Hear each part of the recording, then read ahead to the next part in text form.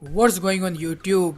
You are watching Idle Gadgets, and in this video I'm going to show you the condition of my iPhone SE after falling from third floor, and the height was about 30 feet. So guys, let's get started.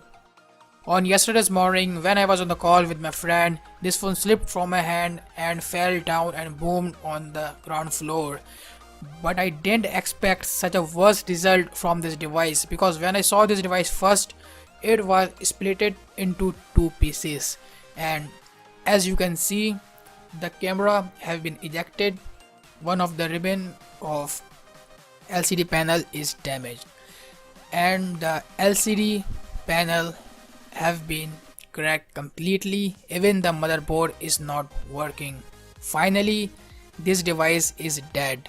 So guys, thanks for watching. Like this video and subscribe my channel for more cool videos like this.